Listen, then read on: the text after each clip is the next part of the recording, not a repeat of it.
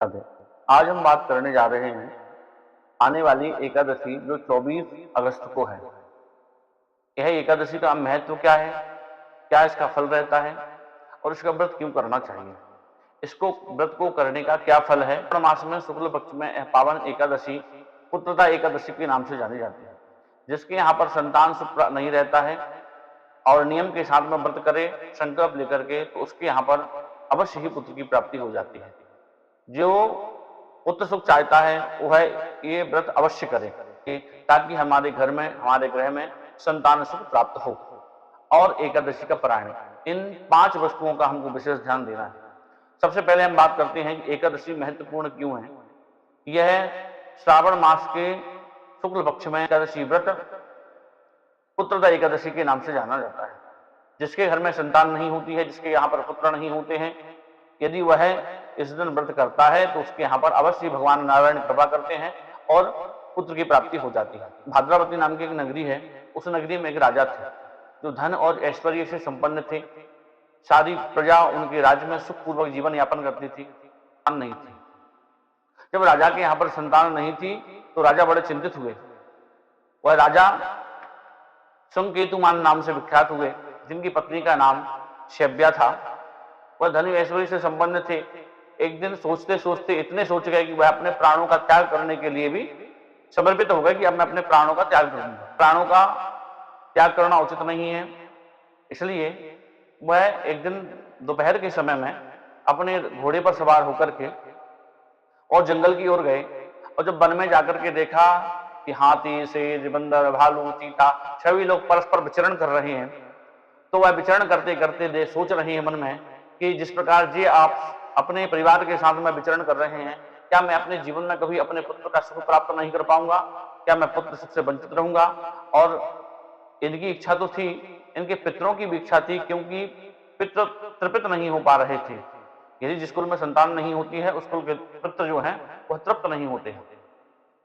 तो इस प्रकार से सोचते सोचते एक सरोवर के पास गए, क्योंकि वन में भ्रमण करते करते प्यास लग गई। तो सभी जगह जल देखा लेकिन जल कहीं इनको दिख नहीं पड़ा। तो राजा पहुंच गए एक सरोवर के किनारे पर, लेकिन वहां पर एक बड़ा ही अचंभित दृश्य देखा राजा ने कि वहां पर बहुत से साधु जो हैं और उस सरोवर के आसपास अपनी कुटिया बना करके विराजमान थे, बैठे हुए थे। राजा जब उस सरोवर के पास पहुंचे तो राजा ने जाकर के उन संतों से कहा कि महाराज हमको जल पीना है। जवाब दिया राजा ने, जब पूछा संतों से कि महाराज मैं जलपान करने के लिए तो आया हूं, लेकिन आप लोग बताइए कि आप सभी संत महात्माओं संतों का समागम किस लिए हुआ है? तो राजा से संतों ने कहा कि महाराज आज पुत्रदा एकादशी है और पुत्रदा एकादशी का हम यहाँ पर व्रत करने के लिए आए हैं। तो आज के दिन जो व्यक्ति इस सरोवर में स्नान करता है, जो व्यक्ति इस सरोवर में आकर के स्नान करके भगवान विष्णु की पूजन करता है, उसके यहाँ पर पुत्र प्राप्ति हो जाएगी। राजा से संतों ने कहा, तो राजा ने कहा महाराज और तो कुछ मुझे चाहिए नहीं, यदि आप सभी का मुझे आशीर्वाद प्राप्त हो जाए तो मैं एक वस्तु आपसे मांगना चाहता हूं। संतों ने कहा हे राजन मांगिए, आप इस प्रकार की वस्तु मांगना चाहते हैं?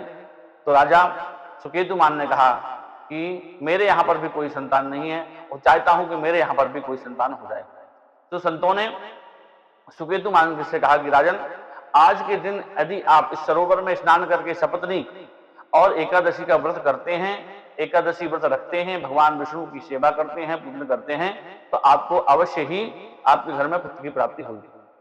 राजा सुकेतुमान ने जब इस प्रकार संतों की वाणी को सुना तो अपनी पत्नी को लाकर के उस सरोवर में स्नान किया और उस सरोवर के स्नान करने से और पुत्रदा एकादशी का व्रत करने से वह रानी गर्भवती हुई और एक बड़ा ही सुंदर बालक को जन्म दिया, जो बड़ा ही पराक्रमी रहा और धनवान रहा एवं उसकी कीर्ति चारों तरफ फैलती रही।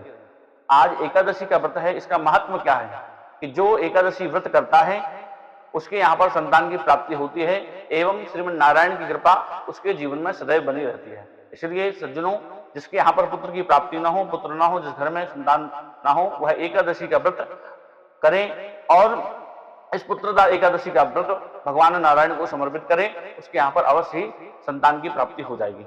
अब हम बात करते हैं किस प्रकार से इस व्रत को करना चाहिए। सबसे पहले सपत्नी प्रातः काल उठ करके और ब्रह्म मुहूर्त में संकल्प लेना चाहिए एकादशी व्रत के लिए।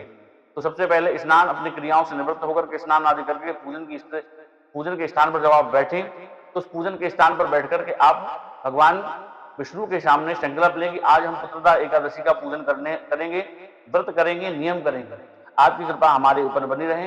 तो सबसे पहले संकल्प लेकर के भगवान विष्णु की दूध, दही, शहद, पंचामृत इत्यादि से और अभिषेक करें, स्नान करवावे, सुंदर वस्त्र पहनावे, भगवान को भोग लगावे, उस फूल, बिलपत्र, दुर्वा चढ़ावे। इस प्रकार से भगवान को आज के दिन पीले पुष्प जरूर चढ़ाना चाहिए, क्योंकि एकादशी के दिन भगवान को कनेर के पीले पुष्प चढ़ाना बहुत ही शुभ माना गया है। इसलिए इस प्रकार से आप भगवान विष्णु की सेवा करें। दूसरे दिन अब इसका पारायण का भी नियम है कि जो पारायण का जो समय रहता है उस समय पे व्रत का पारायण करें, ब्राह्मण भोजन करवावें और गरीबों को अन्न वस्त्र देकर के और तुलसी दल के साथ में भगवान को पूजन अर्पित करना चाहिए दूसरे दिवस। हे प्रभु, हे नारायण, हमने जो किया हुआ हमारा कर्म है वो आपको अर्पित करते हैं, आपकी इच्छा के अनुसार इसका फल हमको